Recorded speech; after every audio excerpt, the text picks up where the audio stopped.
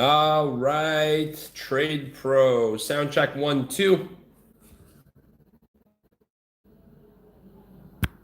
Hang on one moment. Just want to make sure that the video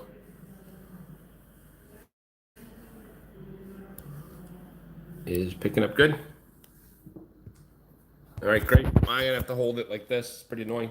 Good morning and welcome to Morning Market Update for June 20th of 2019. This is George Papsoff Trade, and this is Victorio Trade Pro Academy. Morning, Trade Pros. Good morning. We're in Bulgaria, sunny beach. It's been a great vacation, but it's work and play mix. Hey, Will, good morning. In today's morning market update, we're going to talk about a few things. So let's kick it off and start by talking about some of the overnight drivers and what we're looking at here in this market. We're seeing quite a bit of upside in equity. All right. Not followed, but accompanied by as well a little bit of upside in oil and gold. Okay, so just about all assets are up. Midhoon, good morning. All right, so first of all, morning market fun fact, the S&P 500 is up 4 of the past 5 trading days, and it is within 1% of its all-time closing high. And in fact, we're probably there now. Today, the latest high-profile technology company is going IPO, Slack Technologies. The symbol will be WORK, work.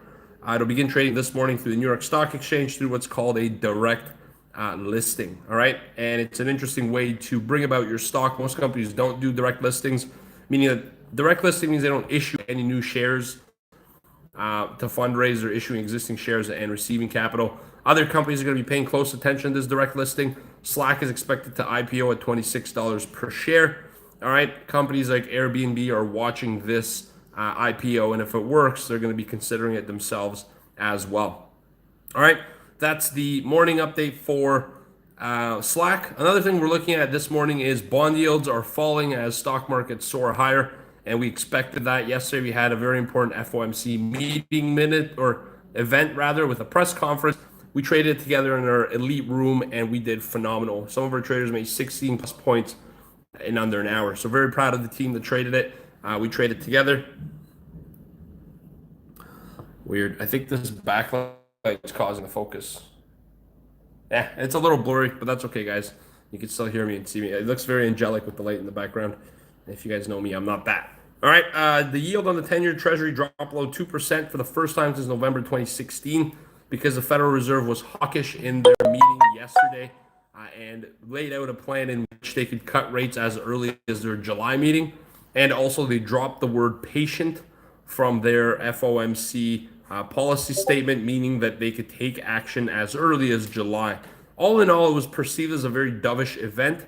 Dovish means that they're looking to provide more stimulus and keep rates lower for longer. And the way that translates to the market is higher stocks.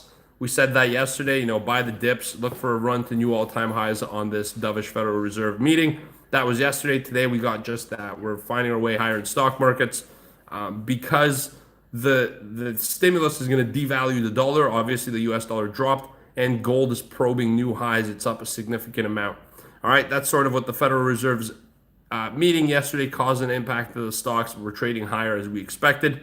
All right, oil prices are also up about 3% after news that, Iran downed a United States drone that was flying in its territory and airspace. All right, it said it was an RQ-4 Global Hawk drone that was shot down by an Iranian surface-to-air missile. It was in international airspace, but it was within their territory and borders. So we had that. Hey, Alex is here. Hey guys. Hey, Alex. All right. That's YouTube. Alex was the best man at my wedding. What's up, fellas? Girls and guys.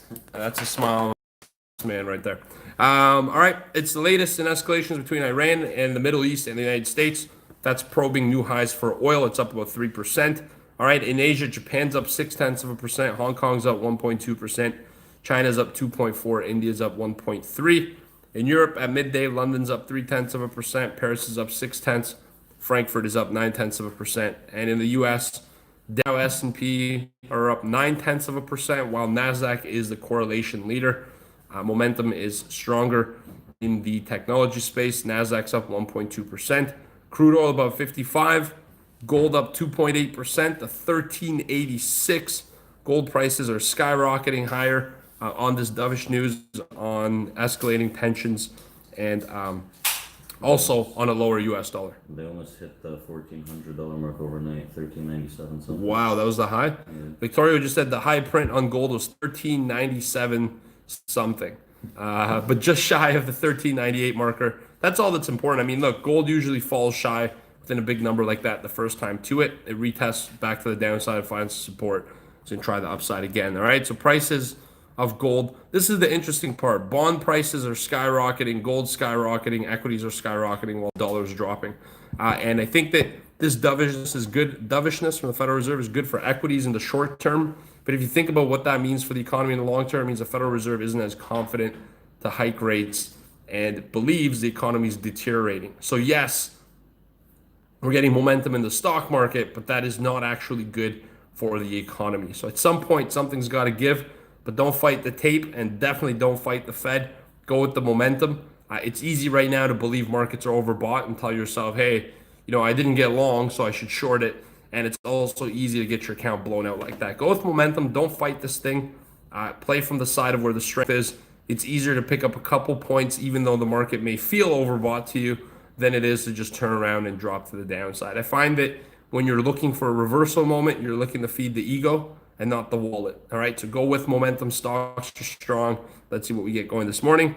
At 10 a.m., we have our leading indicators. 10:30, we have natural gas. 4:30 p.m., we have money supply on the Fed's balance sheet. This morning, we had initial jobless claims, and I don't have the numbers at this moment, but we're going to go through and look at it together as a group with the elite team. All right, so that being said, let's go through, open up the trading room, draw some levels, set up some opportunities for the day. Let's make money together. It's an awesome community where we trade together, earn together, and most importantly, learn together and prosper. All right, you guys have a great day on YouTube. Thank you so much for tuning in for today's morning market update, June 20th. From Bulgaria, my motherland, and this guy's motherland. Vic, you got a tan today, man. I know, I got insta dark. Victoria got dark. It's not spray tan, I promise you. Sandeep says, buy dip, buy quick. You're welcome, Midhoon. All right, guys, take care. Have a great day. I'll see you tomorrow. Ciao, and thanks for tuning in.